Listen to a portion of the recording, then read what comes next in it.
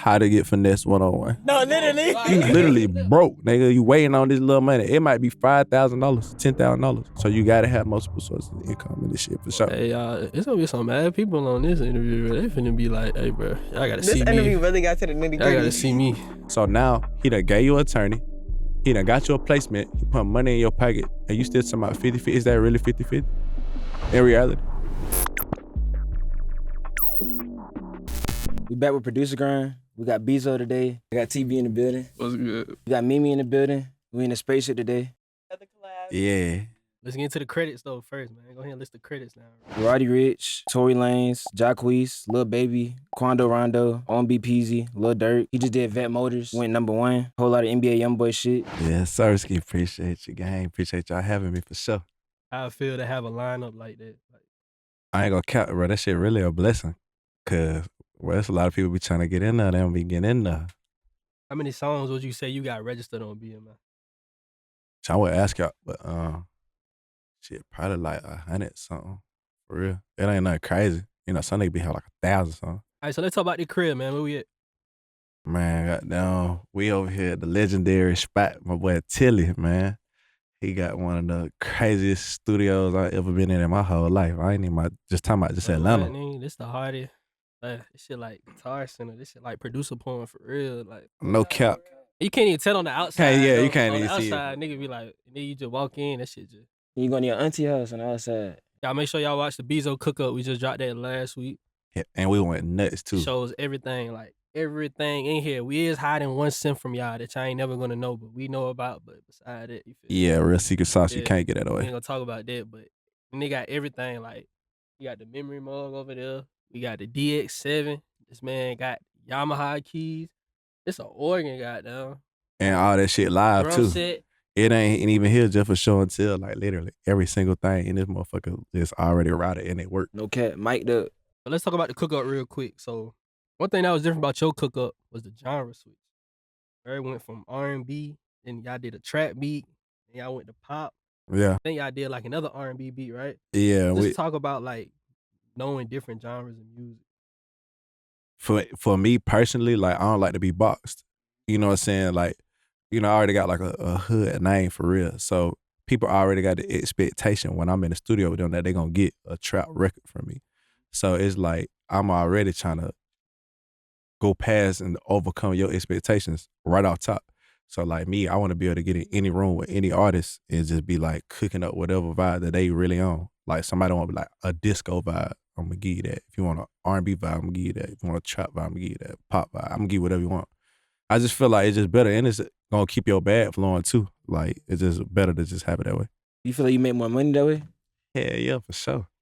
Cause if you go in any room, bro, and work on a record, you could literally goddamn tap into a $20,000 bag or $10,000 bag or $30,000 bag. So you just never limit yourself if you know how to really goddamn produce any type of record for real. So do you got some country beats in the stash? Hell yeah.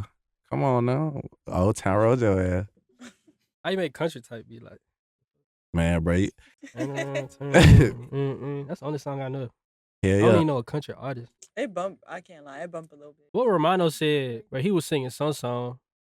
Nigga said like sweet like red wine or some shit. Yeah, like nah. yeah, I gotta listen to like Garth Brooks, like people like that, bro. Like they legends. Like you know who Garth Brooks is? Bro, first of all, Garth Brooks got the most diamond records. It's a country artist? Yes. The only country artist I know is yes. What's on the nigga that did Old Town Road? I ain't talking about Lil Nas X. I'm talking about the older dude. I was about to say that's a pop artist. that Yeah, nigga, you talking about Billy Ray? Ain't that what his And name? they had him on Tiny Dad or some shit? Yeah. Yeah. Nah, bro. It's Yeah, you know what I'm saying? That's the only nigga I know. Nah, for sure. But you gotta definitely tap in, bro, because that shit might inspire something that you ain't never know was in there for. You gonna go home and cook something crazy just because you listen to a country record or some shit like that. What's some like underrated genres I be listening to? Like I be listening to like them old Asian samples and shit. K-pop. I like pop. I ain't gonna lie to you. What, you say K-pop? K-pop, that's the Asian pop. Yeah. Like Oh, the alright, boy for sure. band groups. You definitely gotta listen to reggaeton. Oh yeah, for sure. Mhm. For sure. Reggaeton. Like Afro. Reggaeton. I love the Afro reggaeton. shit. I think the Afro shit is Yeah. Oh, top Afrobeat. tier. Afrobeats yeah. for sure. WizKid, fire as fuck. Yeah. Hell yeah. Damn, how you gonna mention Wizkid and not Burna Boy? Come on. I'm not trying to go down a list, just what came on top of the head. I be listening to like EDM. Nah, not really. Nah, like it, though. I can't just I'm sit not gonna down lie, and I do want to go to an EDM club and just like one day, like You- it's you on my gonna bucket you list. gonna rave? put on like the little shit and have the sticks and everything, be No, I twirling just them. like, you know how they be dancing in the movies? How, I don't want to say the word, but you know how they be dancing in the movies when they be like, oops, oops. That be shit dumb. fake as That's- hell, bro. but you know what? I feel like they really have more fun than They like the do clubs having we hella be going fun. to, That's what I'm cause saying. we go to the club. Everybody want to be on the Everybody sitting on the couch, wall. nobody dancing, The like everybody's It's so like, cute. Performances is hard though, bro. Yeah. We going to an EDM club. Nah, for sure. All right, so since we're on the conversation, it's a little old now, but I know Diddy posted about R&B being dead. How you feel about that? That's cap. Big cow, yeah. Bro, did y'all listen to Chris Brown album? Shit was amazing. I ain't listened to it, my bad. I'm not gonna hold you. It's too many fire R&B artists to say that, bro. Summer Walker, Thanks. come on now. Her, and it's Parker just dropped one of the craziest projects with Vito. No Parker got a female artist? Yeah, Imani. Okay. She's super so- fire too. Yeah. That song with Cash Page is hard. Yeah, it's done fire. All right, man. So let's talk about the cook up a little bit more. Like, let's get into sound selection. You had literally paused the whole beat to get your certain 808 from your drive. So, like, how important is sound selection? Bro, that literally make or break the beat. It's just like if a nigga cooking up the same type of beat as me, but this nigga using the BD Fruity Loops 808, and then I go pull up the Bricks 808, we could be making the exact same beat, the same patterns, but my shit gonna be way harder. Cause it's really key to like picking the right sounds. Like some sounds that hit on a certain frequency, like it's gotta goddamn make you feel a certain way. Sound selection, the most important shit to me, honestly. Like, if you ain't got no good sound selection, bro, I don't even know what to tell you, bro. You already lost. All right, so name some kits real quick. Put us on game. Hell yeah. So the non-stop Liddy committee off top, I'm automatically going there. What that is?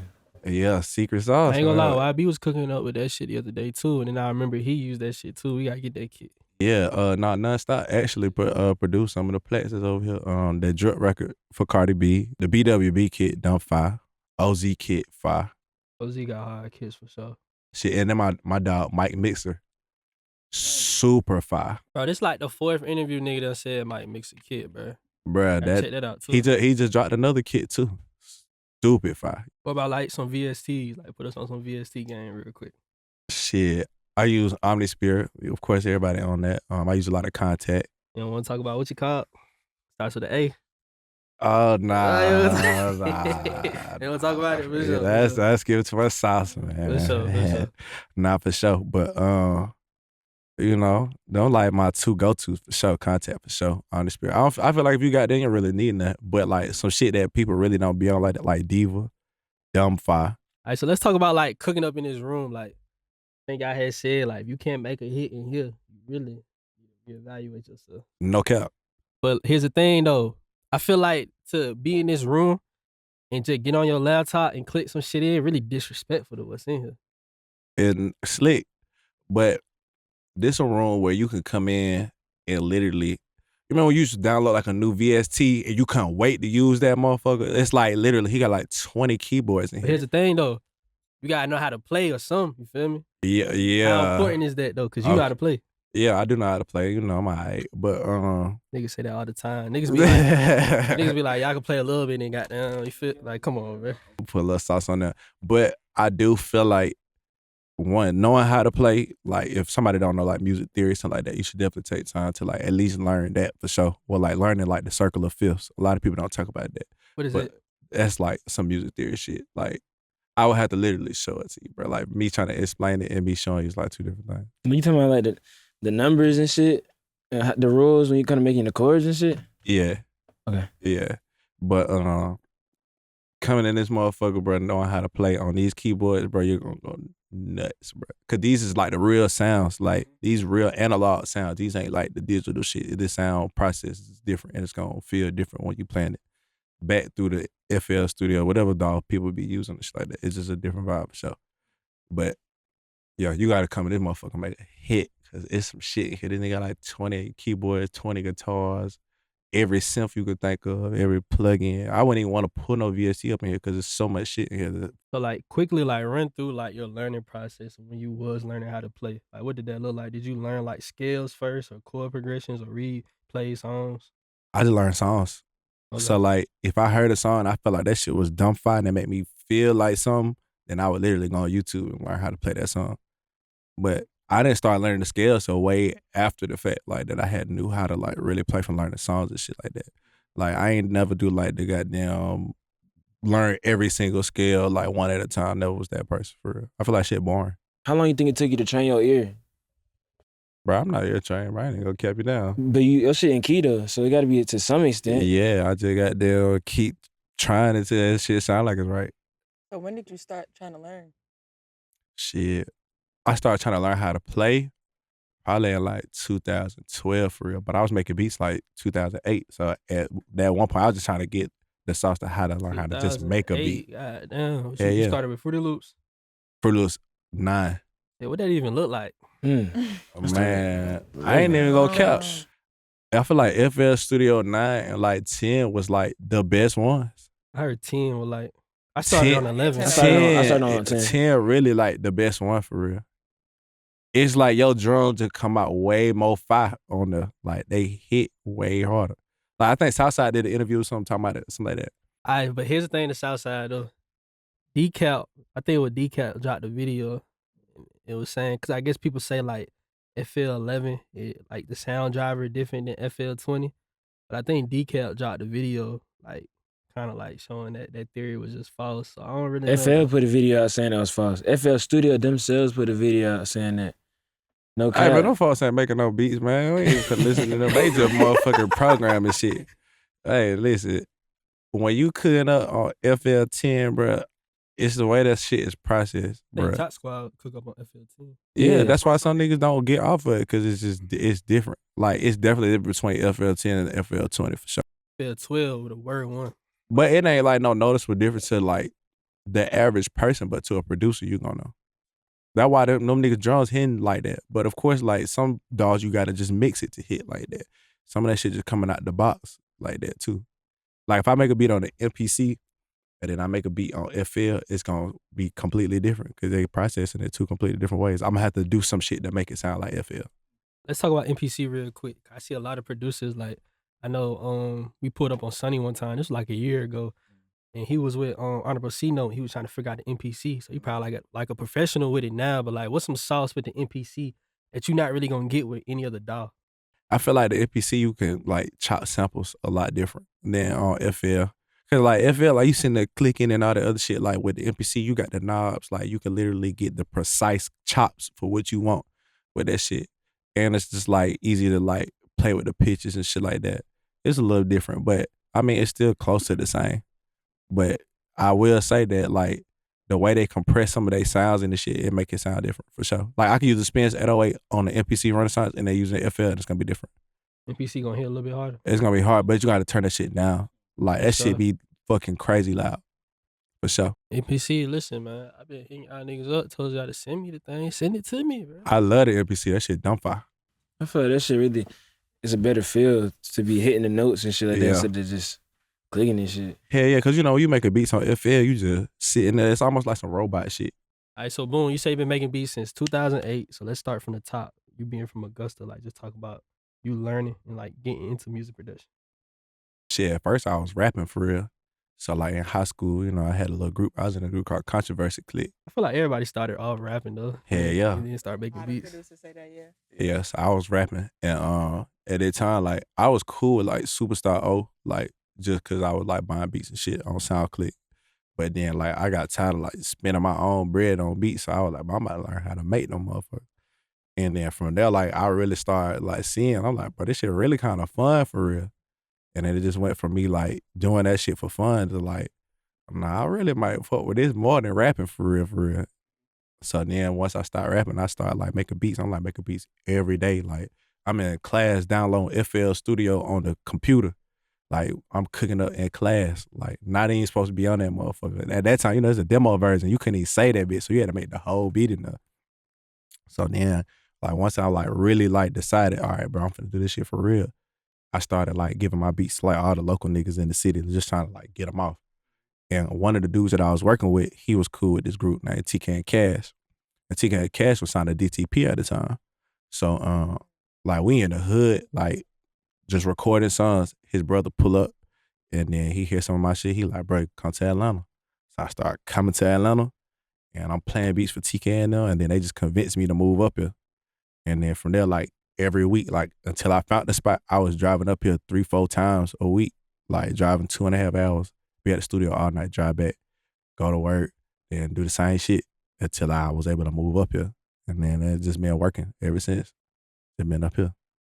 Being that you were so consistent, how important do you think it is for producers to be like consistent and available? Like, how did that work for you?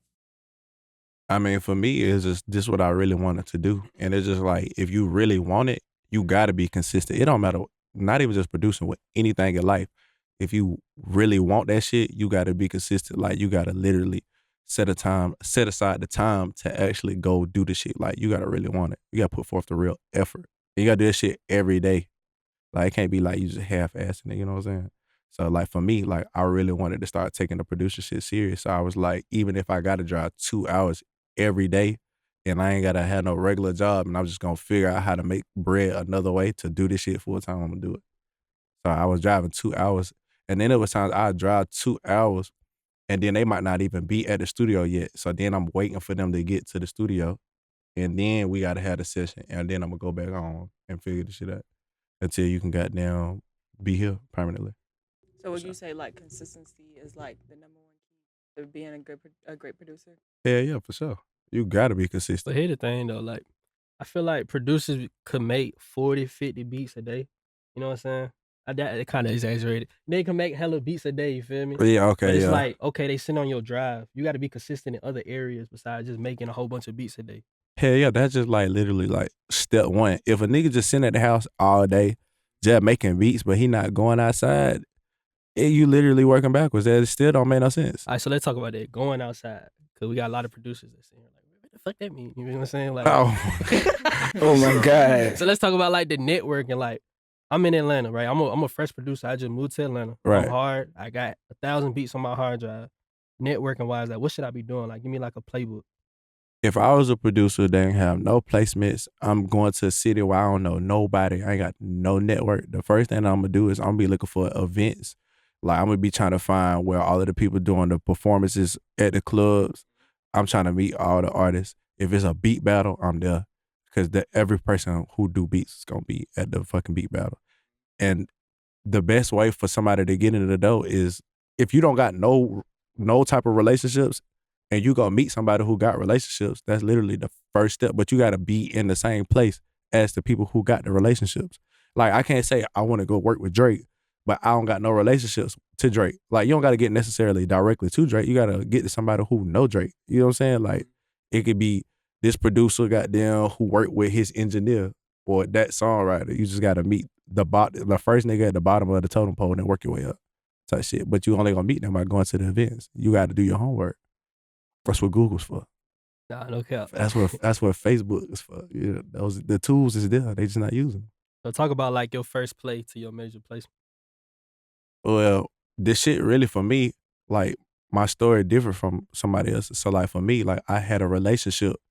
Like I told you, when I met TK and Cash's brother, like they was actually in the industry. Like they was the first people I ever met that was in the industry. So by me, and I met him in the hood, like my partner's recording in the closet. He just happened to know this nigga. But that goes back to what I'm saying about networking. Like me giving my beats for free to these local niggas in the street that I fuck with. And one of them just so happened to know somebody. And then that was my first industry relationship. And then from there, that allowed me to be able to connect the dots to get other placements because I'm around the niggas who he around now. Because now we get in the studio and we got now making beats together. And every time a nigga hearing his beat, they hearing my beat because we collaborating on everything. So collaboration is really key once you get the relationship and shit. So for me getting my first placement was basically I'm working with a local nigga, and then the local nigga got down, introduced me to somebody he knew, and then I started working with that person, and then that person had a network and allowed me to use his network to be able to get other placements with people that he knew. You know what I'm saying? And it's a rinse, wash, and repeat situation at that time. So what placements led up from that situation? So my first placement was with TK and Cash. Mm. Like I said, they were signed to DTP at that time. And then I actually had got one from SoundClick. I started posting my beats on there, and I was working with this dude named Trap Life Music, and the Migos rapped on my shit. That's like my first real placement. Like they had did No Label 1, and I did a song called Flex on there. But like I ain't never made no money for that shit, 'cause I'm still green to the business at that time. So like that's not even a real placement till you getting paid from the shit. So like that was just like somebody just rapping on my beat. But like my first real placement came from just working with TK and Cash, and like they was like at a certain building on Charlotte Road. And like they was working with like Jacquees, K Camp was there, August Alsina was there. Like all of these people was in this same building. So just by me working with them, like I was able to be in the building to be able to get to these other artists who was working on their projects at the time and shit like that. So like around this time, do you have management or like a team, a lawyer? Like what does that look like? Hell no, I ain't had no manager, no lawyer, no nothing. Like I was literally green to this shit. Like when you coming from a small town and you don't understand the business, like you just trying to just get in the dough. Like any other hungry producer or beat maker, that's what I would consider that to be at that time. Like you was really just trying to get in there. But no, I ain't have no manager, no nothing. I was literally just pulling up on some people that I felt like believed in me and I believed in them, and like we were just working towards something. So like once I got like to the situation where they dropping the songs and now I'm not seeing no money, then that's why I'm asking the questions like, well, damn, how this shit really work? Because it's like we putting out these songs and, you know, every independent artist comes like, but I got you on the back end. But when it's time to talk about that back end, that's when you got to start figuring out, okay, how the business really work for real. You know what I'm saying? So me working with TK and them was like the thing that opened the door for me to start asking the questions that I should have been asking before I even got to that place anyway.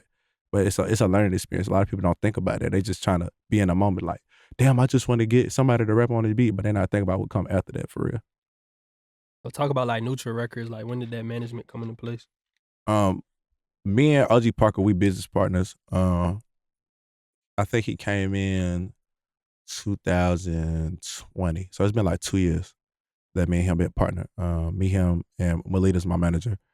But I had been working at that point. Like I already had like hella placements at that point, and I just felt like it was good for me to partner with somebody who was going to not only believe in what I got going on, but help elevate my brand and take me to the next level, and not just goddamn be sitting here waiting for me to do everything. Like they gonna put in just as much work as me too. You know what I'm saying? But I didn't have an expectation for them to do everything, but I explained my vision of where I'm trying to go. And if we on the same page and you believe in that, then I'm going to partner up with you and do what we're supposed to do. Because he's not the first person that I did business with in this shit as a producer. Mm-hmm. But the other person, we ain't going to, you know what I'm saying? So we ain't got to talk about it, but I know like Yeah. you was talking about firing your ex-manager. Yeah. So, you know what I'm saying? Just dive into like some fucked up situations before 2020. Like, you know what I'm saying? Oh. You ain't got to like this nigga, you feel me? But just Yeah. We ain't gonna say no names. I ain't no snitch, no shit like that. But you know, when I was, you know, in-house producer for TK and Cash, like I said, me working with them allowed me access to the people in their network. And there was a specific person that I started working with. Basically, they gave me the idea that they was going to be sending my shit out, you know what I'm saying, because they thought my shit was fire and we was going to be busting everything down. And that wasn't the case. So, like, it turned into, like, my tag get took out the beat.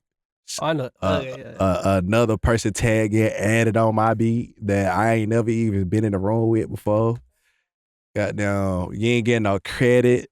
Come time for the splits. These folks done paid this person and I ain't even know nothing about it. So now I gotta try to do a cease and desist to get the son taken down. Oh, man, crazy shit's just been dealing with like a lot of like people goddamn saying they produce songs and they say they did it by themselves, but it's really co-producers on there and they done did the splits and got paid everything and don't tell you. And then you see the song come out and they probably just thinking, oh yeah, this song ain't gonna really do nothing because it might be a trash song.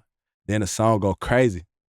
So now you gotta goddamn watch this shit unfold and goddamn figure out how to get the shit fixed. So like, I remember we were talking about this last time, but when you're in that type of situation where you got niggas just disrespecting you, putting their tag over your shit, and just taking credit, like how did you deal with how did you deal with the situation? I ain't gonna cap. Well, listen.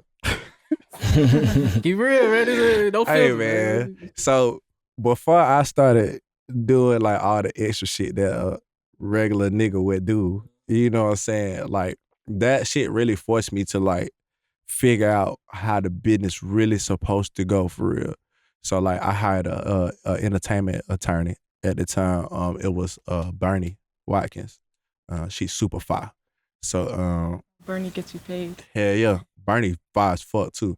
So like, you know, I explained the situation, and then, you know, from there, like she has relationships with hella people, and she started reaching out to people to try to get the situations rectified. But what I really want to do is really slap home ass out for real, like, you know what I'm saying? So for me, it was like to keep myself from fucking up what I was building. Like I just wanted to just do it the right way, the legal way, for sure. So like, you know what I'm saying? I got little situations that I'm dealing with for sure, where like me and the attorneys like got litigators out there involved to get everything situated. So for a person that going through that, I would just say get you an attorney.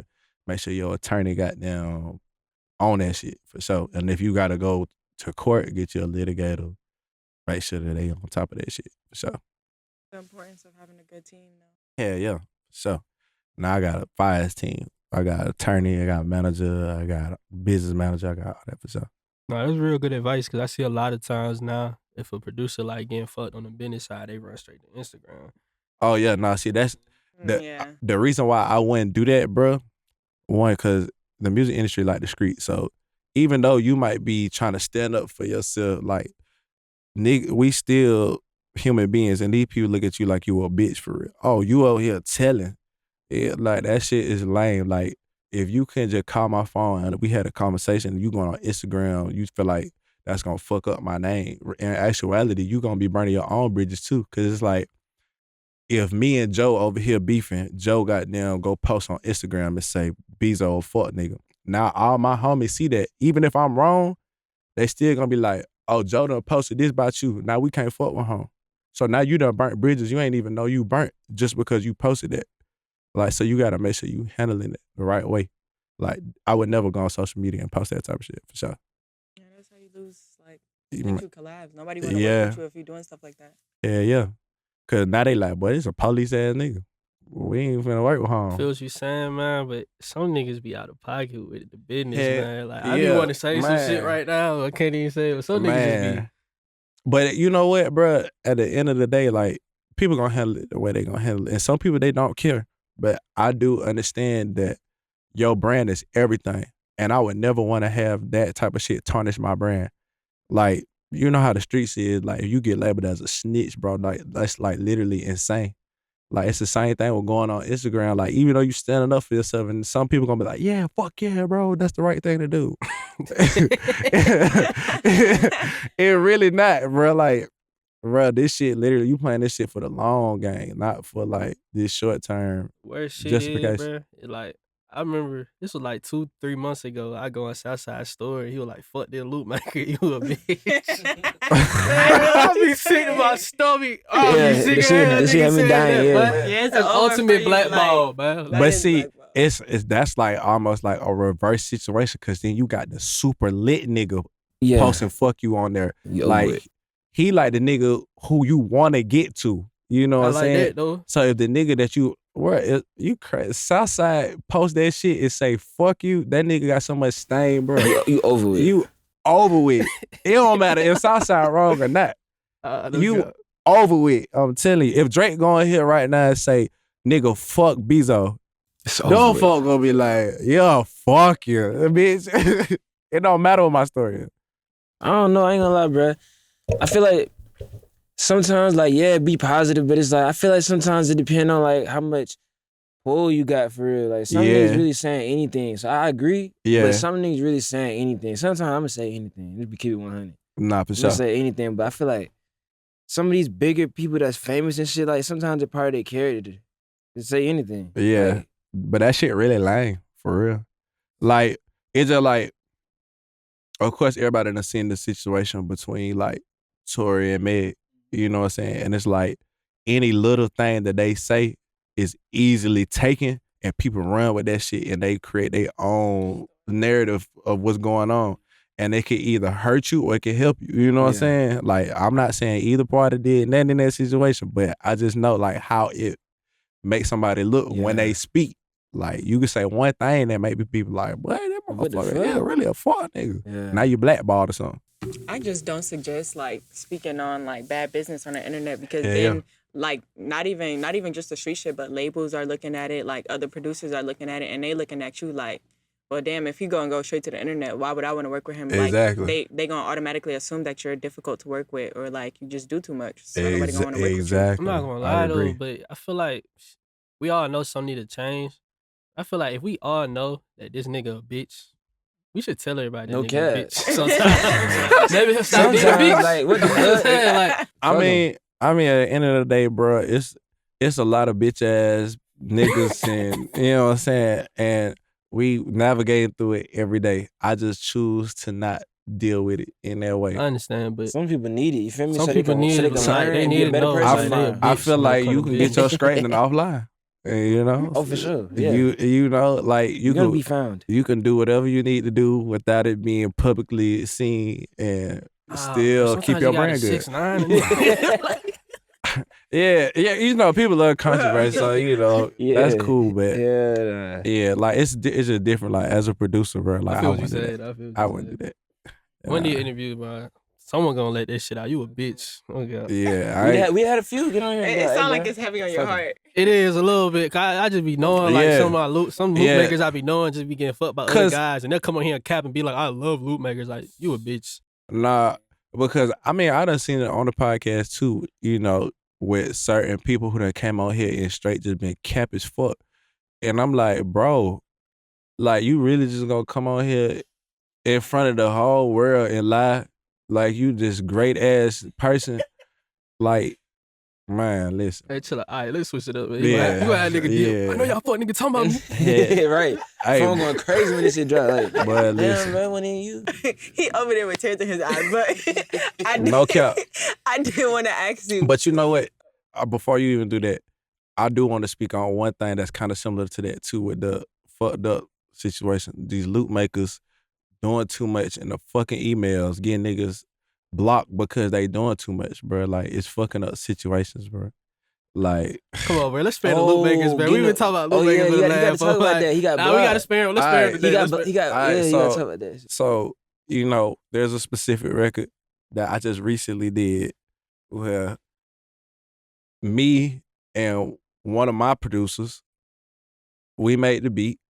You know he know. You know the loop maker gonna know what you talking about. I don't give a fuck. I take it's my relationship. It's first of all, we taking your loop. We making a beat to this motherfucker. We reversing it, chopping it, doing other shit. It really don't even sound like your loop no more. Then I'm using my relationships, my network to go place the beat and then get you a placement, and you ain't never had no placement before in life. You some kid living somewhere else in bumfuck, I don't know.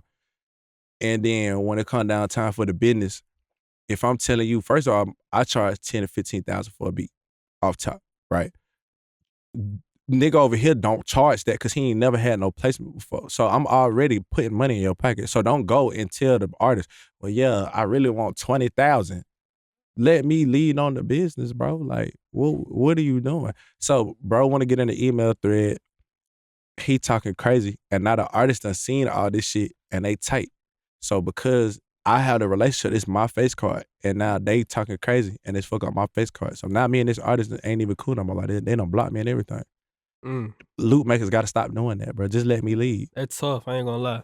Yeah, but that's a fucked up situation. Here's the thing though, because it's not like you could just go on YouTube and just learn all this shit in one video. Facts. I just feel like loop makers don't really like understand, because of course when you a producer and you working, like you're not really working with big artists, so you're just doing like normal business, you know, like little independent business. you're gonna think, okay, it needs to be 50-50. You know what I'm saying? We all need to split it. But then when you start working in the industry and seeing how stuff work, you start getting a different mindset and stuff. So I just feel like loop makers don't know. You feel me? How? Yeah. Let's keep the shit more 100. Oh, How many podcasts have we did? And Some many niggas times just we don't talked be about hip. that? But go watch the London J podcast because he explained that shit to the T. We timestamped it and everything. Just go watch that. I gotta ask because you said something about that. You said at the time you was a beat maker. So what is your definition of a beat maker versus a producer, and what makes you be able to consider yourself a producer?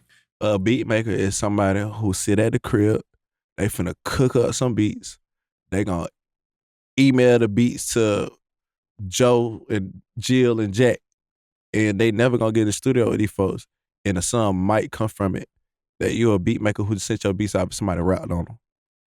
A producer is somebody who get in the rooms and they help construct the record from the beginning to the end.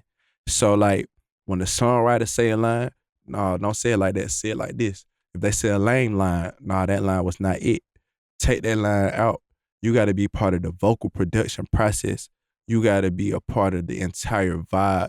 You literally are the person who's creating the vibe, first of all, as a producer. Like when I walk in the room, I'm setting the tone. This is what we doing. If I'm playing these beats and then you got an idea, I'm gonna bounce my idea off of whatever it is you got going on. Or if I already had an idea for what I thought the record's supposed to be, I'm gonna pitch that idea to you. I'm gonna go out now pitch records that I have references for that might be it, and then we can go in and create the record together. That's actually producing. So that's what I do. Like when I get in a room with you, I'm not finna sit there and just look at you record. If the line is lame, I'm gonna tell you. All the way. I'm seeing the record through. Now, sometimes the situation where, yeah, my beats might get placed and I wasn't in the room. That happens. But if you actually work with me and you really want to work with me, I'm going to actually be hands-on all the way through. I don't feel like there's nothing wrong with the two terms because, I mean, there's plenty of just beat makers with hella plaques. Yeah, and that's cool. Like cubeatz. You got like 30 plaques. But I get irritated when I see a nigga post super producer, legend producer in their bios and you not producing. Yeah, never wrote a Yeah, song. for sure. Yeah, it's an insult to niggas who really putting these records together for real. I was one of them niggas that be like, bro, what the fuck do DJ Khaled do?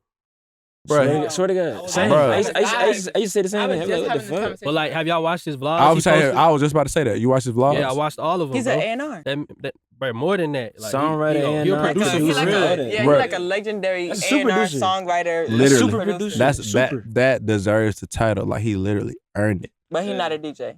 Let's make that He's clear. not a DJ, no. But DJ Khaled actually know how to He make started- beats he started too. DJing? You know what I'm He really saying? puts together records. Yeah, but he really know how to put it all the way together. He gonna pick the beat. He gonna find the artist. You ain't He watch gonna the tell him vlogs? what to say. Like he literally a real producer. I don't know if he really started DJing because I saw this He didn't video the start as a other DJ? day. That's what I heard. But then I saw this video the other day of him like DJing. I don't know if he was playing or if he was dead serious. I'm gonna show y'all the video. We could insert it Hey, right why we here. on But this? like, Why we no. on the that shit was about conversation to though? tell. Let's talk about like energy and being yourself. Like that nigga DJ Khaled just funny. Like that nigga always got there. Like He turned. Bro, if you watch Nah, Lil for sure. Roddy Ricch, bro, this nigga was playing the whole song. This nigga just rocking. I'm talking about his shirt was dry, and then at the end, that shit was wet. God. And nigga Roddy just sitting there like, you know what I'm saying? But it's just the nigga being himself. So how important is that? I know some niggas walk in the studio and act like they got down 4 PF or something. They Nigga too just- cool. Yeah, you feel me? I ain't gonna cap. It's gotta be a balance to this shit. Like, just be cool, bro. Like, you can still be yourself and be cool and not be doing too much. Like, Khaled has established himself the way he can do what the fuck he want to do in the room. But there is still a level to studio etiquette that people must understand. Like, you can't come in the room, motherfucking Harlem shaking and goddamn doing all this other shit when you the new nigga in the room. You can't do that. But just be cool, bro. Like, just be like, when the nigga say be yourself, bro, it's just like, don't try to get out of character Right. to act like you something that you not. Like when you in the room, like if you normally just be chilling when you first meet a person, just chill, bro. Like don't do all the extra shit. Like, cause I done been in the room with some nigga and they going over the top, boy, and they get kicked out the sessions for that, bro, just because they just weird. Or like it'll be like so awkward, bro. Like the people will make up a lie, be like, boy, we finna slide. They ain't really finna slide. They just want you to slide because it's just you just being weird, bro. So what's your do's and don'ts in the studio? Do's and don'ts in the studio. Man, this is a hard one because you got to be able to read the room. Like that, I'm gonna say that's the first thing. Understand the room that you walk in when you first walk in. Some rooms you can't walk in and dap everybody up. I had a session, no cap, where I walked in and I ain't even say too much. I just, how you doing? And then the artist was staring at me like, just staring. But he was aggravated because I spoke to everybody. That was me not reading the room. But the reason why I came in and spoke is because, of course, I knew 90% of the people in there. You know, so I'm gonna dap my homies up. But this nigga looking like, nigga, I'm in the middle of playing this record for some people and you distracting them for what I got going on. You know what I'm saying? So understand how to read the room. That's a do. Other thing you probably should do is do your homework before you come in here. Know who you about to deal with. That's a big Nigga, one. my first session I came to Atlanta, bro, I had pulled up to Main Street and I walked in and I shook her hand. I'm like, yeah, what's up? I said, you the songwriter? You know, so I was asking the question. She said, nigga, what the fuck? She was like, nigga, I'm the artist. And I was sitting there dumb as hell, but I was looking dumb as shit. But I was like, I done had niggas do that shit with me. Like, an artist that came in supposed to have a session with me and thinking I'm the engineer. Yeah. And now I'm offended. Oh, boy, what the fuck? You just gotta learn how to deal with like niggas' egos sometimes. Like niggas have egos and niggas be like, oh, you a bitch, but you just gotta deal with, you know what I'm saying? Like, Don't come to the studio stink. Don't. That's an interesting one. Hey, how about this? How y'all deal with a rapper dumb high? Like, that nigga stupid. That irritates me. Bro, I done been in sessions, the nigga so fucking high. I'm playing beats for an hour and niggas sitting there like, just looking stuck and dumb. I'm saying though, bro, like. Yeah, I had it happen for sure. Man, I had a session where the artist was so high. It was me and OG Parker. The artist was so high, we was in the middle of playing beats and bruh left because he was too high. Like he couldn't function. And he didn't even tell us he was leaving. He just left. His manager had to call him like, bro, did you slide while bro was playing beats for you? We thought he just walked out to go to the bathroom or something. That nigga just left. So, fried. Too fried, bro. But hygiene, bro. Like, not enough people talk about it. Oh my God. Why y'all sighing like that? What have y'all been through? I ain't gonna lie. I've been some funky niggas, boy. What? Because that's gonna make it hard to concentrate in the session. Yeah. You know what I'm saying? Like they like, damn, but this nigga stinking hell. That's all I swear to can God, think that's about. all we could think about. Your deodorant wasn't working today. Like that shit not working, bro. Hey I man, hate when a nigga bring in food and it stink, bro. Like, yeah, I done seen nigga get kicked out of sessions because like they are eyesore, like from like just being dirty. You know what I'm saying? Like look presentable. Like don't come in with the U-neck on your shirt, your collar being pulled. Don't do that. I was about to ask for the U-neck is, but I got it. Bro. Like that shit is shout like out my nigga Mike Mixer, man. Nigga, The he gonna toe wear was the flip. my boy come with the flip flops up. Hey, Everybody fuck with it though. Like everybody fuck with it. Like, That's his like, swag. That's his he's swag, supposed to. though. He supposed to. Shout out Mike though. Mixer, man. That nigga. No, Mike, Yeah, I Mix, fuck but with Mike, bro. Mike Mixer, it don't matter rain, sleet, snow. He nigga went goddamn.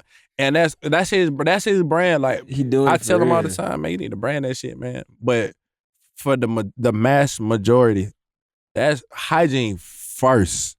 Like I don't think enough people really talk about that, bro. Like that shit is weird. The second, don't be the nigga who feel like you got to get all the attention in the room. Like you don't, bro, because we all dealing with egos.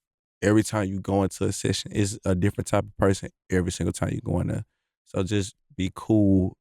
Once y'all build our relationship, if y'all on that tight time, cool. Like don't be going there doing the most, trying to be the center of attention. I feel like that's doing too much. And don't come in that motherfucker unprepared, for real. Wow, you run out of beats. That's Damn, embarrassing. man. I don't run out of beats. And that goes back into doing your homework before you come. Like, don't come into no session think you finna play some trap beats for this R&B artist. Swear to God. Or like this artist over here do Afro and you over here coming here with some country beats. It literally makes no sense. When like you study an artist and then you get in that bit and they be like, I'm gonna switch it up today. Play Swear to something. God. Play something What the hell is that's you not on, artist. nigga? That's not artist. I done made 10 of them right before I got here, nigga. You tripping. Oh, No, I have had that. In fact, I did have it happen with your artist. Yeah, that's him. He was for like, sure. play me all the beats you ain't never played for nobody. And I was like, bro, what? I don't never But be like rushing. That He do like happen. doing different stuff. Yeah, but that'd be like one-offs. You don't have that happen often. But sometimes you do have that happen. So you just might have to have a little side pet. Be like, It might be still close. I be texting all my friends, hey, just send me some real quick so I can play. Just send me some real Okay. quick. You Nah, got for this. sure. But let's talk about like code, like they peep when you fucking up. You know what I'm saying? So like, let's say you playing beats and you know like the artist ain't really picking nothing, and the nigga hit you with the, let me see the odds and play my song real quick. Oh yeah, that goes back into not doing your homework. I ain't gonna cap, bro. I've only been in like 2 sessions in my whole life where like the artist just was like, hell no. Like one of the artists, I couldn't even play the beat. Like soon as that bitch dropped, like she like next beat, next beat, next beat. But for the most part, if you come in there, bitch, you do your homework, that's probably not gonna happen. But if it's a situation where you playing your shit and like the artist is not showing no emotion, you should automatically be able to peep like, hey man, maybe I'm not playing the right beats for real, and I need to ask them to let me know what type of vibe they on. Like, don't go play 10 beats and then be like, you fucking with that? If you play 1 or 2 beats, bro, if they ain't getting no type of response, you need to have a conversation with the artist. Yeah, I always Bro, ask, what do you like, what we doing? Yeah, like what the vibe is. Yeah. You feel me? Let them Like, play some music I for don't you play first. For sure. like 10 Oh yeah. straight. As soon as you walk in, tell them Let play them, some shit. yeah, let them play some shit first. But Have you ever had like been in a session where like y'all was doing aux wars? Like you probably didn't participate, but the other producers like y'all fighting for the aux chord. oh my god, That shit is embarrassing. I ain't never been Every in Nah, that count. that makes me mad. That, I don't I like would let seeing you have that. it. I said definitely. every count. Anytime it's a camp period that got too many producers there, instead of the producers wanting to cook up together, is, hey bro, let me play my beats. Let me play my beats first. That shit corny. Everybody else trying to show beats, bro. I ain't gonna lie. Show that. I usually like when I be in the room with another producer, I let that nigga play the beat first, so he go through the hell first, and then I know like. Nah, Smart. but see, He's smart. I'm gonna tell you the downside of that. You get in a room with a nigga like me or like Parker or Nonstop, we all got fire ass beats. So if we playing beats, we gonna play a beat. They gonna rap on my beat. You gonna be sitting through that whole Word. song. That is, yeah, that be is true. Nigga be sitting there for 3-4 hours, got them get Uber, eat dinner and everything. I'm still sitting there, Yeah, and then the nigga be like, I'm burnt. Okay, over it. Yeah, yeah. you finna rap these So beats, man. So it's a BEEZO double edged sword. lead. If you see BEEZO, Yeah, so- I'm not even gonna cap you down, bro. Like my play button, I study enough to know that if you play beats behind me, you probably not gonna get no songs. But appreciate you for telling me that. But Be in the studio, probably be like, hey, not. play our collab beats first. Hell yeah, like I never play beats. I just know like I'm never gonna play beats behind Mono. Mono beats dumb fire. I'm not getting no placements if he play his beats first. That's a fact. He hard. Dumb fire. I had been in a session one time, bro. I was mad as fuck. It was me and Alec. I think we was in a Honcho session, bro. And I was running through beats. Honcho would like pull that shit up. And Alec put the aux in and played the beat. And it was 15 seconds. And then Honcho said, I like that. Put that one up. Yeah, Like, bro, and then you were watching him record a song Yeah, I for was the sitting next there, 2 and I was hours. like, bro, come on, bro. He actually record fast though. He record fast. Like, Yeah. what, 15 minutes. Some people be fine, but like an R&B session, definitely not. You, bro, all them stacks and shit, I'm not playing my beat second. For sure. Not playing my beat second. So, I mean, to switch it up, let's talk about these bigger placements. Roddy Ricch, NBA Youngboy. Like, talk about when did those start coming in? The Roddy Ricch one actually came through my producer I was working with before. But he was working real close with him when he was coming to Atlanta a lot. And I actually had sent a pack for Walker. And he had like a whole crazy ass photo. I had sent like a 20 pack and they had it on the desktop. So when bruh came to the studio, he just was going through beats that was already on his computer. And I was one of the beats that was in a pack. And it's crazy because I had actually posted that beat on YouTube like 3 days before that. The beat's still on YouTube right now. But he ended up doing a record to it. And then his team ended up reaching out and was like, yeah, we got this record. We trying to make sure it's your beat.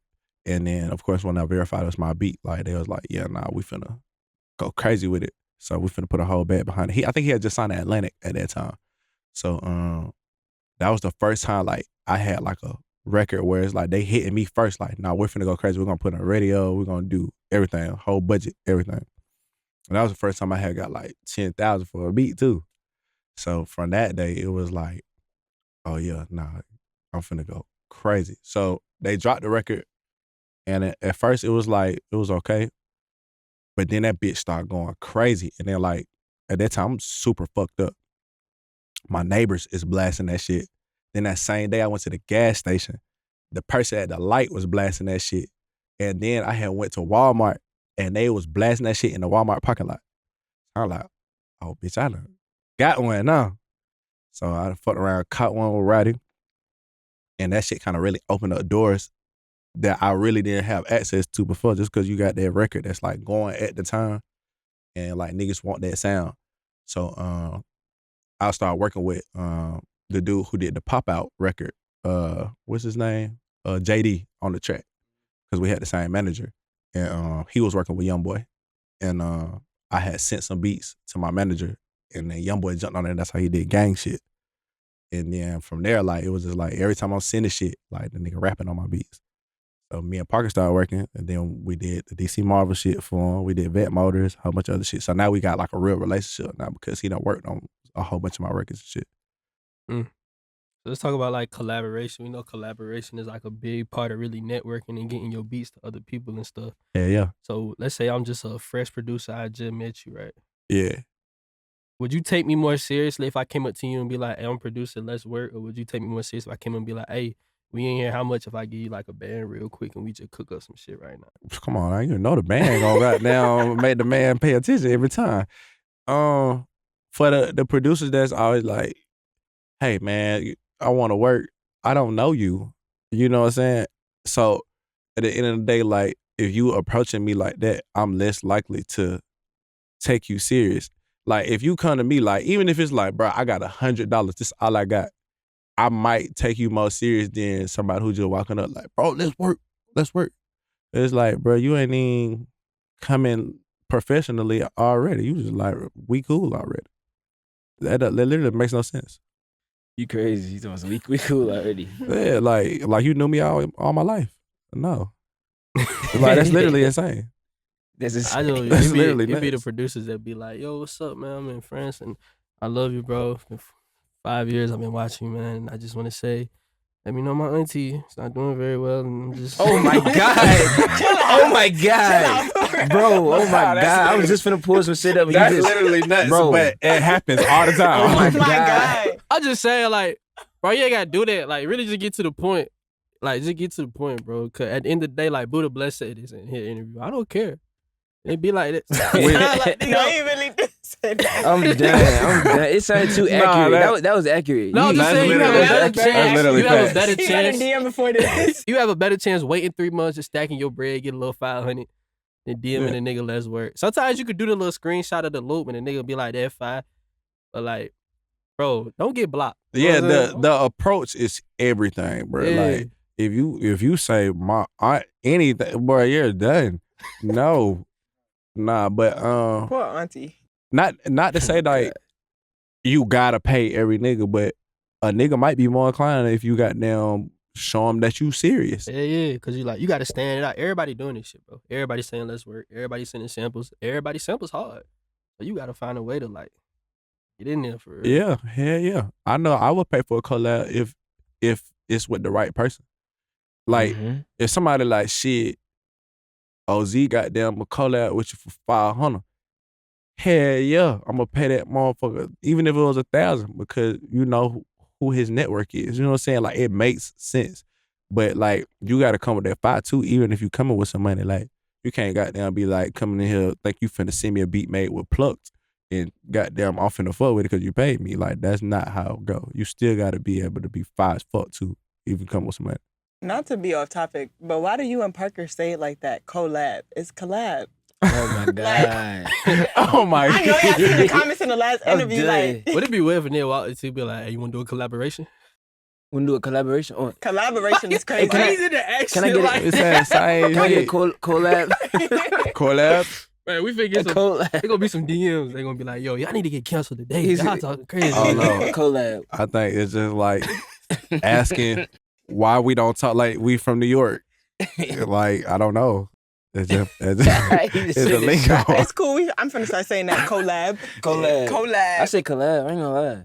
That was Yeah. new. That's new. Collab. That's just like New Yorkers say talk and we Do say not talk or dog. Do We definitely don't say dog like that. Y'all either. say dead ass. Why niggas don't say dead ass? dead I ass. say down dead here. ass. We don't say the B part, but I definitely That's say cap. that ass though. Yeah, nah, B is definitely old for sure. B is That's old. I like ain't for saying like B no niggas more. in I the say No, 80s. nobody that is shit. saying B. Like that's for like the old niggas on the block. Like Nah, facts. Old niggas. yeah, Damn. nobody's saying B. Yeah. That's a You shot. from New York? That's low-key a shot. Nah, you not from New York. Nah, I was You born in from New York, but He my was whole born in the dirty. Oh my dirty. Niggas don't believe when I say that. I'm Yo. from New York. You from New bro. York, for real? Yeah. I lived there when I was 8. Nah, I've my been whole there family since I from New was York 8, though, so I was know what's born going on. So all y'all born in New York. Yeah, That's hell crazy. yeah. You feeling left out? I can't go back to Nah, New I'm York. from man. Atlanta. That shit You already know dirty, how that bro. go. I hate New York, bro. Y'all Me, twin. you know what I'm saying? That, he violated. I was just What you saying. say? Nah, because you gonna get mad. I ain't say that. I said I love this city. That's what I said. He gonna get you Okay. tight, you right? yeah, that New York Atlanta Nah, I'm beef, sorry. that New shit York is very dirty as long. fuck, bro. I walked out there, be cat Nah. piss Nah, on the it is sidewalk dirty. and shit. Like this shit be Nah. dirty as hell, bro. New York a vibe though. But the little corner store, the little delis though, oh God. Fire as Bodega. fuck. I put on my jewelry No just cap. to go to the bodega. No I cap. do fuck with New York though. Who Yeah. got like the worst? What city got the worst accent, bro? Like Baltimore. Oh my God. We getting canceled with that. this segment called Overrated, Underrated. We give you a topic, you tell us which one it is and why. Hell yeah. All right, so the first one. How do you feel about OnlyFans? Who the fuck put that? Who question is Man, that? who put- throw the nigga Who put the questions in there, Oh, bro? man. Keep it real, 100 though. Keep it raw. Hey man, that shit underrated. I ain't gonna keep it down. For sure. It's a bag in that shit. You And get on You there? subscribe?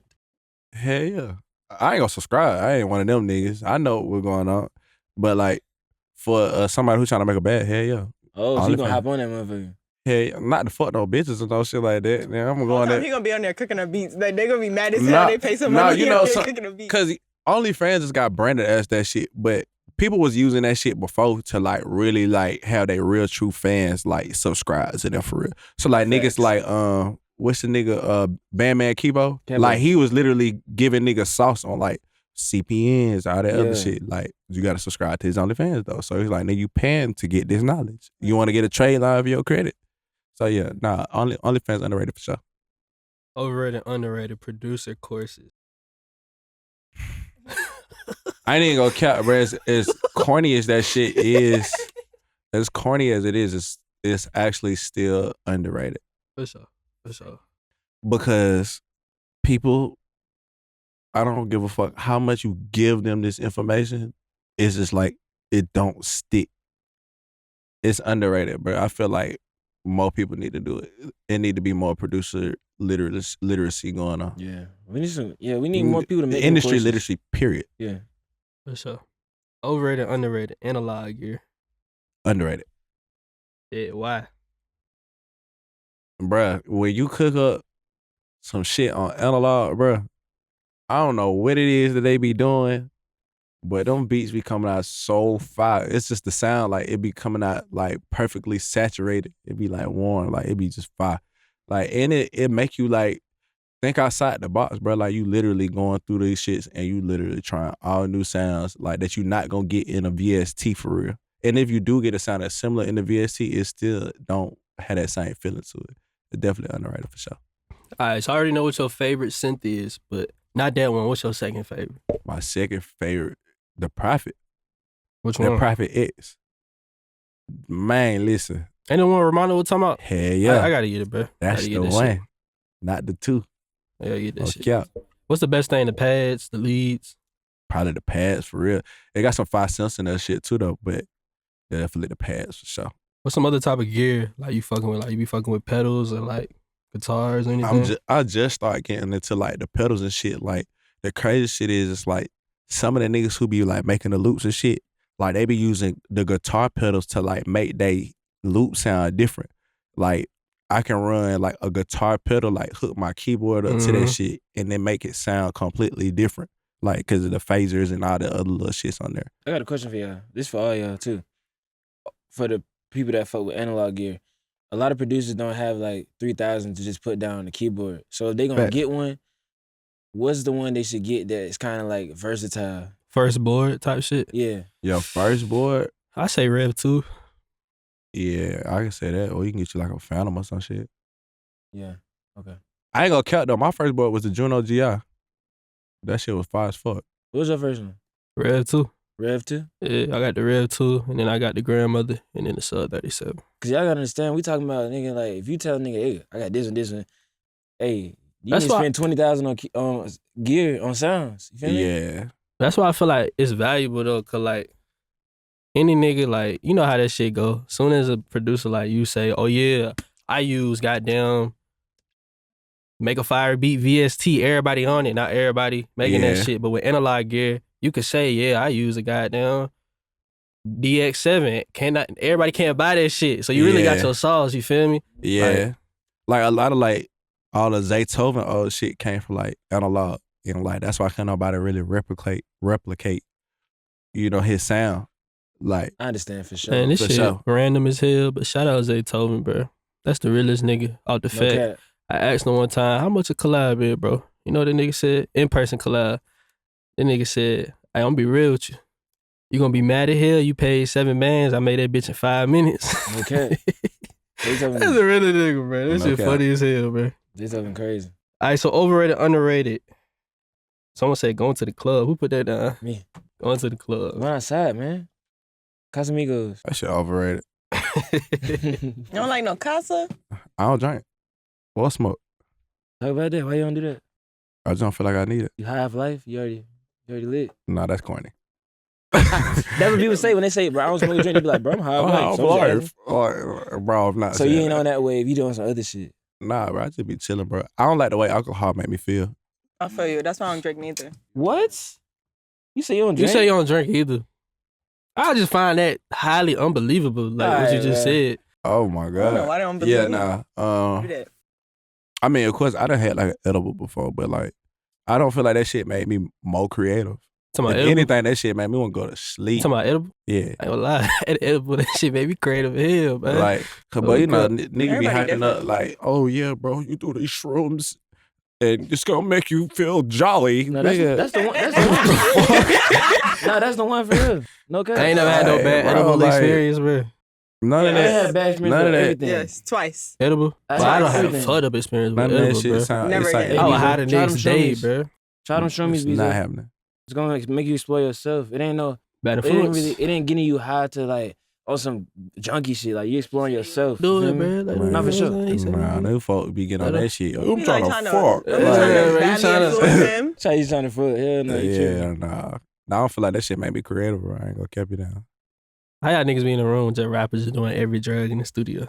Like the nigga just, Yeah, like, you want a partner? like Percent, one. I done smoked. I done smoked before. Like, you know what I'm saying. I done smoked before. I done drunk before. Like, I just don't feel like neither one of them. Oh, okay. You know what I'm saying? Yeah, you're not trying to pop perks with me, twin? No. Yeah, Come on, twin. Come on, you tell ain't you. never watched a little guy Got- that you interview got a little girl. Hell He said that shit casual. He was like, Yeah, no, nah. Eddie. You want that perk? Hell okay, nah. you tripping. I'm gonna be thinking small for real on any of that. All right, man. So to switch it up, man, we got a new segment called Toxic Convos. All right, and we're gonna start it off with handling business with independent artists. Now I don't know if you want to tell this story, but you told us a story about the Louisiana shit. That shit was funny as hell. So you want to run that back? Nah, I ain't gonna talk about that, man. Talk about, give him a little teaser or something. Nah. So funny shit, man.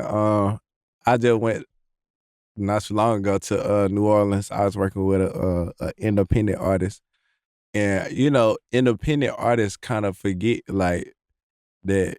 You know, you working with a high caliber producer, certain shit is just not cool, bro.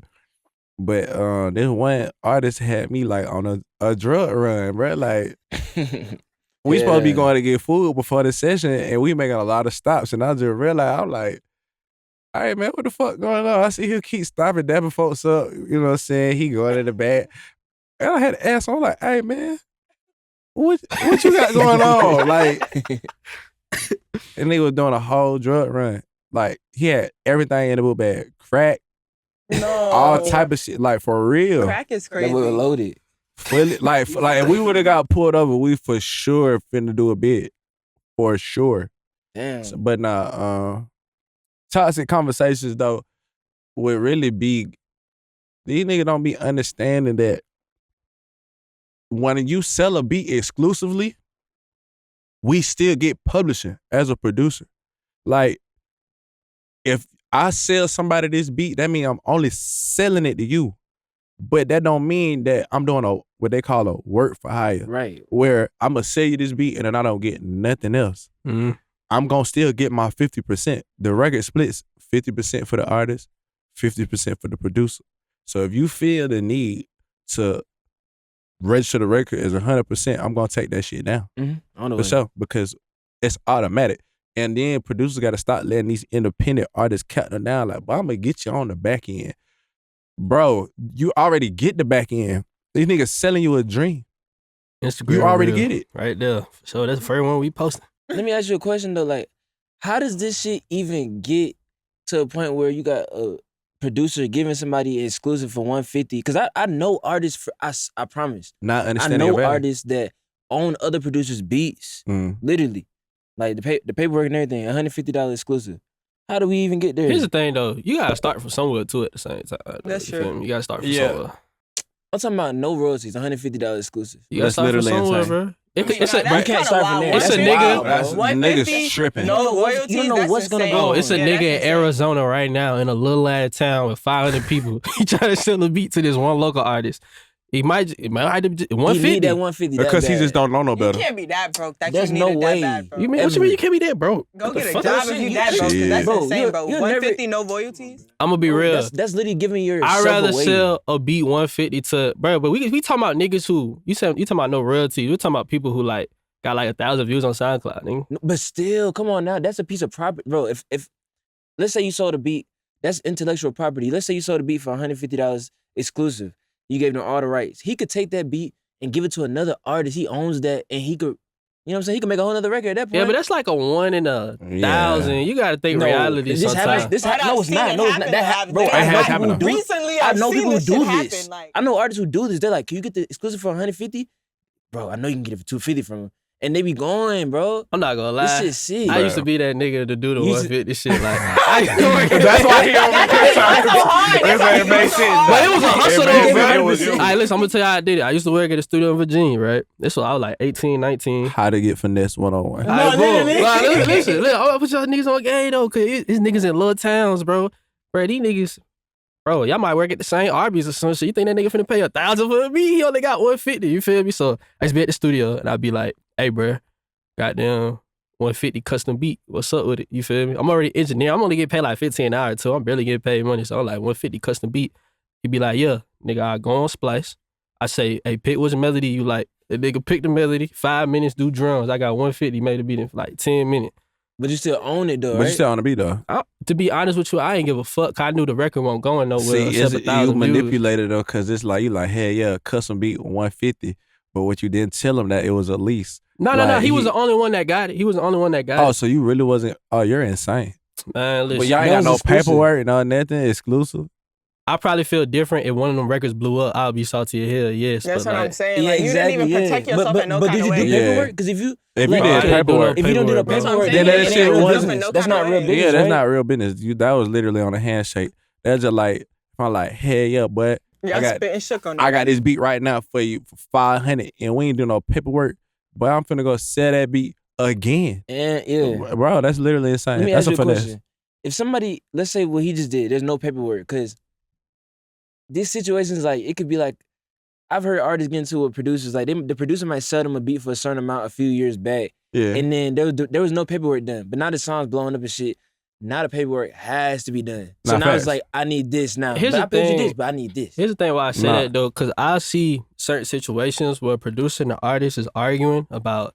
There's been times like I argue with a nigga and it was like artist tried to tell me one time I was supposed to get 30% of the pub because she got to make the music video.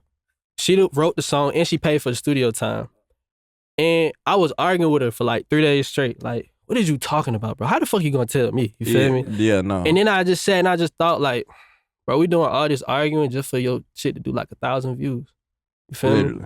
And I know producers would get caught up and fuck up business because they're talking about shit and it's like, y'all really fight over crumbs. Like, just work and grow. You know what I'm saying? Work and make music. You feel me? That's the only reason why I say that. Because producers would literally get caught up and it'd be like, bro, it's gonna do 500 views. Like, chill out. Like, yeah.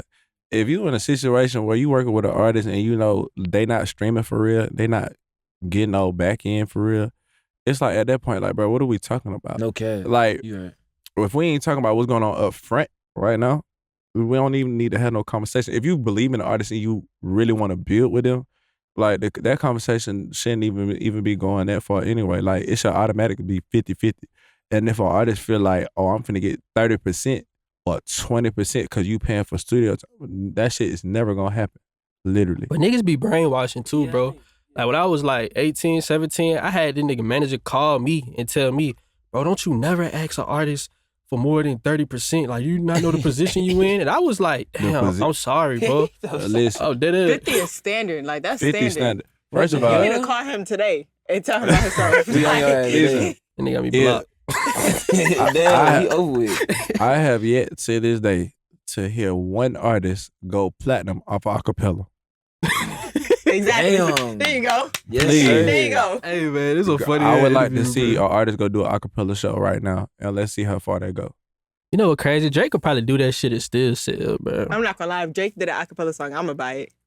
I'm gonna buy it. Hey, pull up the video, though, You know bro. how We got sticky to it pull get? up the video one time, bro. Oh yeah, What video? The video of bruh talking about. The man was on every drug. went Just crazy. made a Nah, TikTok my video, boy bro. went. While My we pulling boy, up videos, I found that DJ Khaled video for y'all. my went boy crazy. my boy went crazy though. Crazy. Yeah, we gotta definitely talk about that. I made sure Who that. was that, bro? I don't even know, bro. But Okay. bro, literally was nuts for saying. Y'all that. get in the comments and tell us who that Make was. sure you send me the link so I can put this in there. There you go. Let me. Oh, that pull it up. Shotty P funny in There's here. no way I'm giving you 50% of my record. You are out of your mind, and here's why. You're not spending money to promote the song. Not spending money to market it. Not spending money to shoot a music video. You didn't spend money on studio time. And unless you have a big name, your name is not bigger than mine. So there's absolutely no way that I'm splitting this record. That part was funny, though. Because I'm doing all the work to promote it and make sure people hear it. What I believe is appropriate for producers, depending on how much work they did, is anywhere between 10 and 20%. Huh? Producers, if you disagree, go ahead and let me know why. But first, think about it and get out your feelings. I'm Bro. in my feelings now. It's over with. So. Right, Nah, man. that's Y'all, that crazy. right there. First of They just all, made the lights flicker. You see that? Literally, you playing that video, got the lights going crazy. First of all, he's an independent artist. Talking from an independent standpoint because he's spending his own money. If you broke, just say that, bro. You ain't got the money, bro. Like, you don't have the budget. And that's cool. If you spending your own money, but that still don't got nothing to do with the producer. At the end of the day, producers, you are entitled to 50% if you make the beat by yourself, no samples. If you co-produce it, it's 25-25. Don't never let nobody trick you out your spot. Period. Bro's literally insane. And that's why labels give artists a budget.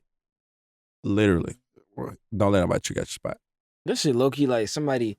It's like you having a kid or some shit. He 4 years old. And you like, bro, you not paying rent, bro. Don't be eating that. You feel me? Like that ain't got nothing to do with him. You feel me? He don't even know what's going on. Yeah, like, That shit crazy. That's literally nuts. No, I would never go for that. Have y'all ever invested into an artist though? Cause I have before. You feel me? Like, Man, that shit, it can get expensive. I ain't gonna cap it now. I got an artist right now. But it's just like, you gotta really believe in them. And some people, like, they be having artists, bro, and they putting their money in the wrong place. So that's why they don't be going nowhere. Yep. Like, That's the one. if you look at like niggas like Dolph understood where to put his money at. That's why he was preaching the independent shit. But he probably spent way more than what he was saying to make a song a hit because he had to figure it out. you seen Sauce Walker? He's talking about that. Sauce Walker was I talking haven't about seen he's it. spending hundreds of thousands, talking about the returns on spending the hundreds of thousands of dollars. Yeah. Yeah. I mean, it definitely would make sense, like, if you know what you're doing. But if you don't know what you're doing, I wouldn't recommend it. I would say do a situation, get a situation. Do you recommend getting like somebody that a business manager that tells you how to invest that money? If you have the money to invest? I mean, the business managers don't necessarily be knowing where to put the money either. You just gotta have a relationship with the right people, bro. Like, people who actually know what the fuck going on. Like, just because you're a business manager, you might still not know what you're talking about. Like, it's certain hard to ones blow do. artists up for real. Mm. It's really hard. You think it's hard? I think that's a good conversation for Tilly, for sure. That's gonna be on the way soon, y'all. So Yeah, yeah, yeah. it coming on. Yeah, it's Like, gonna be what a nice artists long invest little into, interview. yeah. You know what I'm Yeah. saying? Yeah. But nah, I definitely fuck with it though. I feel like it's worth it if you find the right person that's fine fuck. All right, man. So we got another segment. We just knocking segments out, man. It's called Producer Dumb Questions. They not really dumb, but you know, they just asked a lot. We just gonna get it out the way. So the first question is, should I copyright my beats? Bro, nobody trying to take y'all niggas beats, bro. If we don't care that much, bro. No. Don't fucking mail yourself a CD with a bunch of your beats on there talking about poor man copyright. No. That shit is a waste of time. Your beats is copywritten from the time that you make it. If you could prove that you made that motherfucker and you got the timestamp on FL Studio or whatever DAW you're using, that's enough already. You got to be able to prove that shit in court if you had to go to court. But nobody is checking for you that much, especially if you like a nobody ass nigga. Y'all can talk about me, but I ain't gonna lie. I think like 2016, I copyrighted like a catalog of like 150 beats. No cap. Did you know though? Did you know? I didn't know it was going, bro. Niggas don't be knowing, no, bro. Somebody told me. You feel me? Oh yeah. And, you know what I'm saying? I ain't gonna lie. But yeah, It's a lot of I went to niggas. copyright.gov. You know what I'm saying? It's a lot of niggas spreading like Crazy. False information, false information on business, man. And there's no rule book, That so shit it's is just all- like your upcoming producers gonna listen to like these other producers because it's working for them, so they gonna listen to it. But Maybe that shit worked back in like the 60s and the 70s or something, but that shit don't work now. Niggas still be using purchase your tracks today. Tag. Hey, man. That shit's insane. If somebody got purchased your track today still. Hey, this shit random before. I just thought about this shit.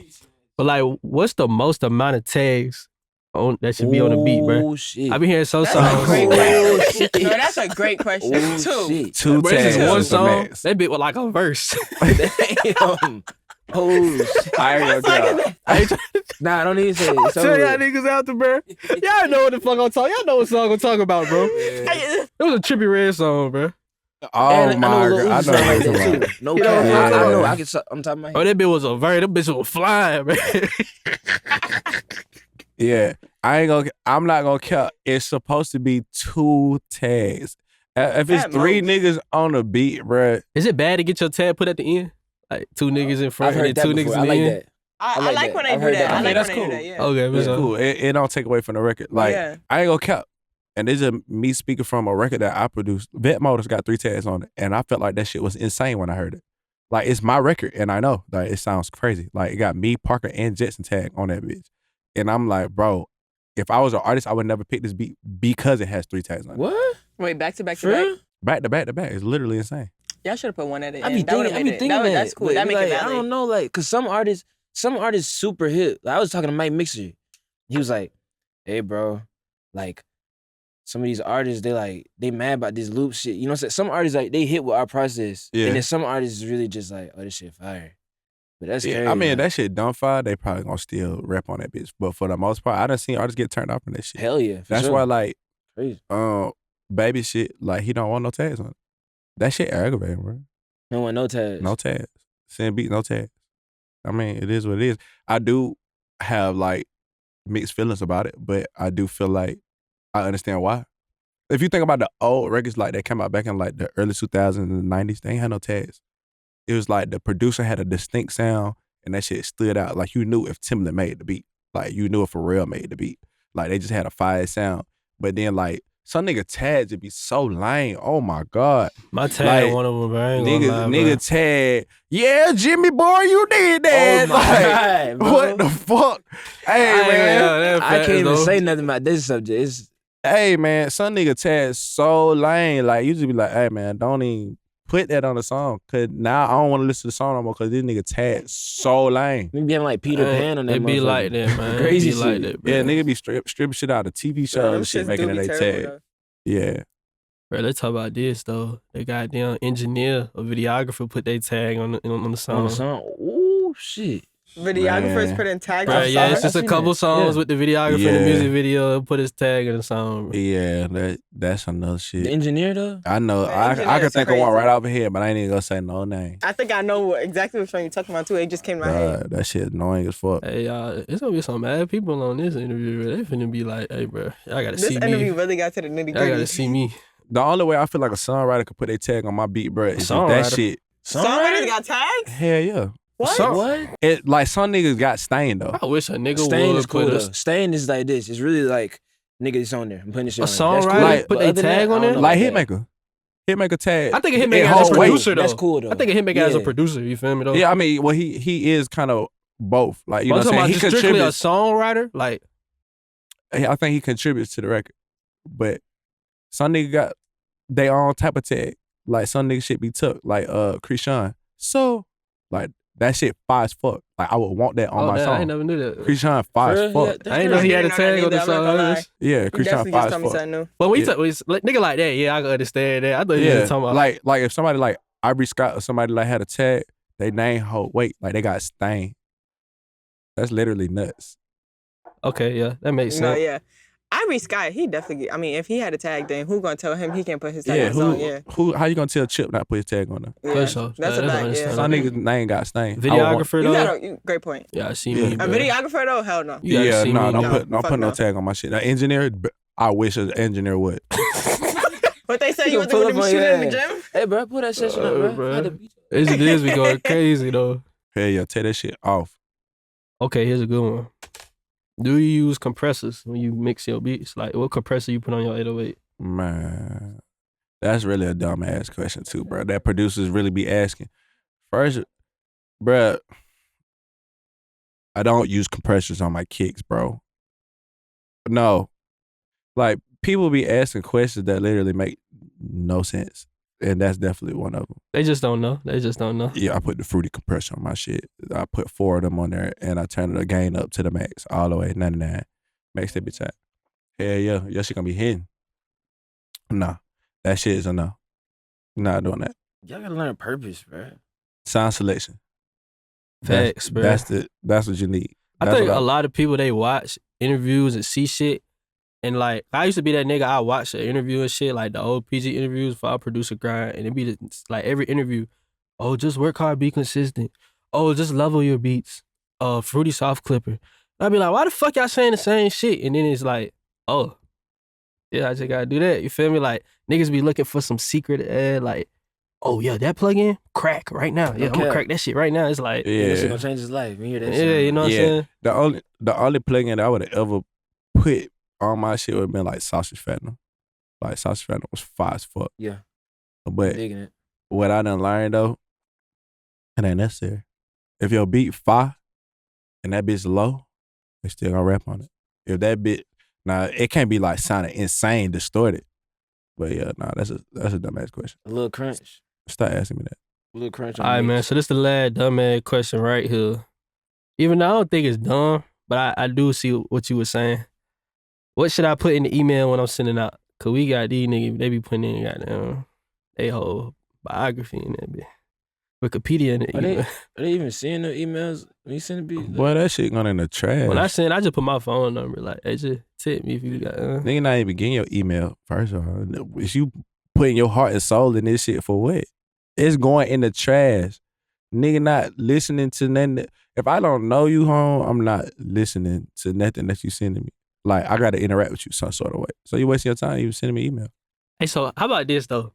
I ain't gonna lie, this is a good combo right here. So, Luke, niggas would send sample, right? And be like 50-50 on the split. Like, I want 50-50 or don't use this if it's 50-50. And then I see, like, a nigga would get on Instagram and be like, oh, fuck this nigga. Y'all loopmakers do bad business. But to be right, the nigga did put in the email 50-50. Yeah, but they ain't got no stain to even be saying that.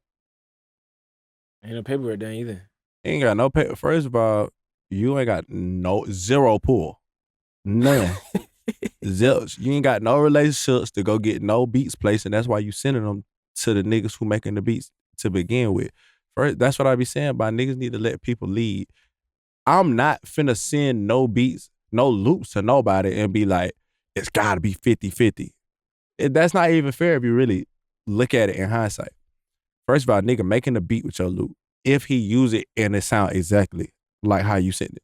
So he making a beat, he going outside, he using his relationships. You might not got no attorney. You might not got no team. Now he put you onto an attorney. So now he done gave you an attorney. He done got you a placement. He put money in your pocket and you still talking about 50-50. Is that really 50-50? In reality? Because your loop would have just been a loop on your hard drive if it weren't for the person creating the shit and then going to get it placed using that network. But me, like, for the most part, I still do it 50-50. But in certain situations, if I'm going crazy on your shit, it might not be 50-50. I might give you 30-20. Bruh, me, honestly, bruh, like, I done had situations where I done made the whole beat, gave a nigga my beat, and the nigga was like, shit, you can get 10%. Get what? I still took the shit because at the end of the day, he had the relationship to go make the play, and that beat wouldn't have been placed without that person. Not to say that I'm a goddamn always do that, but some situation, nigga, I'm gonna go take 10% of a goddamn Drake Bad Bunny record versus I ain't got nothing because they still they the playmaker at the end of the day. So I'm gonna let them lead because not only that, you gonna goddamn get money off of that shit. Now you got some stain. Oh yeah, I just did the goddamn Drake record. That bitch #1. Oh, I need some shit from you now. Now you got something to talk about. So now I'm giving you credibility. I'm giving you access to a team. I'm literally giving you everything. It's more than just, oh yeah, you just getting a placement. It's way more to that. It's literally life changing. They can go get pub deals off of this shit and go get $250,000, $500,000.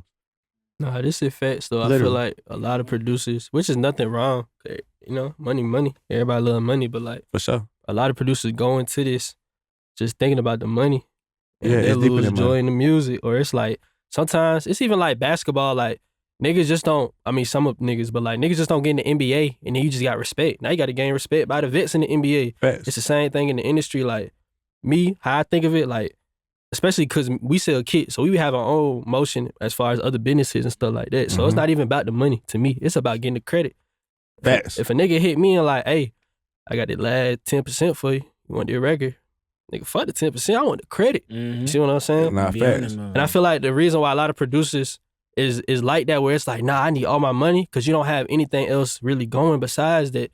So let's talk about like other businesses you have outside of music. Outside of music, I do exotic car rentals. I feel like it's important to have multiple sources of income when you're in the music business because this shit is not motherfucking sunflower and roses. I promise you that. Like this money's slow. So if somebody coming in here for glitz and glamour and think that this shit gonna be just, oh, I'm finna go make an M right now, that's not how this shit work. Like, and of course, like, I think people, they see people like me or like see somebody like Parker and they see the results, but they don't see the work that go into it for us to get the results or how much time it took to get the results. Like, they go in there like, now I'm finna go get this placement and it's gonna give me $1 million. It might give you $1 million, but it might give you $1 million in 2 years, 5 years. It's just, you gotta understand how this shit really go for real. Cause first of all, if you get a placement, these folks not honoring your net 30, none of that in your agreement. That song gonna come out and this shit happens and this is still a problem. The song gonna come out, the agreement might get drafted after the song come out. You might be waiting 60 days for the draft to get made. Then, once the draft get made, they got to do revisions. So you still might be waiting another month for revisions. So that's already 3 months. You already 90 days after the song that came out. You ain't got no advance. So nigga, if you ain't got no other money coming in, what you doing? You tweaking. You literally broke, nigga. You waiting on this little money. It might be $5,000, $10,000. Now, if you divide $10,000 over goddamn 5 months, you broke, nigga. You ain't got, as soon as you get that 10, you fucked up from waiting for the 10,000. So you gotta have multiple sources of income in this shit for sure. So I definitely do the exotic car rentals. But outside of that, like I do consultations, I do seminars, I do all type of shit. You just gotta keep the bag rolling for sure. Hey, there's a lot of incomes within the music industry. There's a lot of different ways to get money. Too many, honestly. And that's why I said the producer course shit is underrated. I mean, it's a bag in this shit. If you have the real knowledge. The problem is too many niggas capping. They not getting no placements for real. They really capping, acting like they out here getting placements. They making fake plaques and goddamn, they not really goddamn having no stain. It's a lot of that happening. There's a lot of that going on. There's gonna be some angry people after this interview. Nah, it's a lot of niggas with no stain, capping like they got stain, and it's cool. You know, whatever makes them get their bag, go for it, man. The fake plaques. The fake plaques is crazy. The fake plaques is insane. If it ain't RAA, it's cap. I'm not gonna cap. You see that shit right there? It's all of these plaques, the RAA shit. What about the Billboard plaques? They straight. Oh, for sure. You got to get them through the same companies. What is like Billboard 25 or some shit? I'm never ordering that. That's literally insane. Wow. It's literally insane. Like, if you're not first, you last. Ooh. Damn. I'm never going to order a plaque that say Billboard number 99, 97. Like, Billboard number 7? Nobody heard that record. Billboard number 7? It just charted. 7 though. It's tough. Yeah. 7. They probably went 7 on like the urban bubbling charts. Oh, okay, I get what you're saying. See, this is the cap to the shit. So it's like, okay, cool. I need her order a plaque to say Billboard number 7, but it's not Hot 100 number 7. You know what I'm saying? Like, there's literally levels to that number 7. Like, you might have went number 7, bubbling under 100, urban. Yeah, facts. Like, it's like sub-genre. Like, when I order a Billboard number 1, I'm number 1 in that genre, and then there's gonna be an additional, like, nigga, on Hot 100, nigga, where did you chart at? Bruh. Niggas not going number 1 on that. I'm gonna tell y'all a funny ass story, bro. So last year, the nigga Tusi Project had dropped. I did one on there, and then on Twitter, that shit said Billboard 25. I was like, yeah, they finna get a little, you know what I'm saying, Billboard 25. I bullshit you now, I'm at the studio. Like 2 weeks later, that nigga Bricks like, man, if that shit ain't gold, platinum, or number 1, y'all niggas goofy as hell. I agree. And I emailed that nigga so fast, like, don't even worry about it, bro. Oh, man. Oh, shit. Yeah, nah, I agree though. Oh, shit. I definitely agree. I'm not ordering no shit outside of number 1. No cap. Just not going there. Nah, shout out to Bricks though. Shout out Bricks, man. You Shout out. still seem a little hurt about that. Yeah, I was. We were talking about this shit. Why be bro? My thing just be, and I said it in the last interview, like, how do you feel about producers that really don't have no placements doing paid collabs? That's corny. Thank you. Thank you. If you ain't got no stain, you shouldn't be charging nobody. You're literally just finessing somebody. Like, people pay for collabs because they feel like it's gonna be something that's gonna come from the shit. In which, I mean, if you marketing yourself like you got something going on and then you really just selling these folks a dream, I feel like that's lame. Because, like, if somebody pay for a collab with me, like, you can literally look up my genius, like, and see my resume of how many placements I got. Like, it's a high possibility you might get a placement for sure. But for a nigga who ain't never had no placement to be charging another nigga who ain't never had no placements is, like, literally insane. Bruh. To me. Like, no. It's that one nigga in Atlanta, bro. It's a few. The nigga, nah. Listen, he wild though. That nigga on that bit. I got a Metro Boomin beat. We need some add to it. 21 gonna hop on it tonight. Y'all know what I'm talking about. Oh my God, yes. Bro, somebody's doing that. Bro, I swear to God, he'll change his name. It'll be like 808 Mafia, and then he'll change the name and then change it again. I feel like that's lame, bro. Like, you praying on folks. And these folks might be giving their last to goddamn. Yeah, that shit weird. Like, you can't cap the relationship part. Yeah, That shit. But how do you fall for that, though? I got 21 verse. Bro, that crazy shit is, bro, the world is crazy, bro. Like, what we think is common sense, some people literally be like, oh my God. I hate when It's niggas gonna be change my like, life. hey, yo, TB, I just label A&R email me. Is it fake? Bitch, you know it fake, bro. What Why the the fuck you fuck? just... Hey, Why would they even hit you, bro? Yo, What the that fuck? shit is crazy to me. The label emails and then niggas be posting it. Niggas be posting, No like, cap. the fucking Yo Gotti challenge. Niggas was literally selling folks' dream. But I just did a song with Yo Gotti. That nigga posted the challenge and 7 other people got the same fucking verse and they just posted it at the same time as you. And you telling your family, I just did a song That with nigga you, said people be CMG. posting He finna it. sign me. And then they getting these fake emails talking about fucking, what was the nigga from Rick Ross camp that be placing his beats? Sam Sneak. Sam Sneak just emailed me, boy. I'm finna sign no goddamn MLG. I'm finna be double LG. No, you're I know not. a couple niggas that be like, I'll ask them 6 months later, so you got signed, bro? What's up? Are you signed? You fucked up. You ugly. Are you gonna let them keep going with the lie? That's hella mean. Nah, I ask the nigga, like, did you sign? Niggas would be like, nah. I just be like, Sign that shit. hey, but she's talking about posting, though. Why niggas be posting, like, screenshots of, like TM88 might DM a nigga and be like, let's work. And the nigga post a screenshot Yo. with the little black heart. We Like, finna get to work. that shit, that's like you talking to a female and you post a text message. Oh God, like, bro, Yeah. she ready. She going. Like, Bruh. everybody look, she going. Whoa.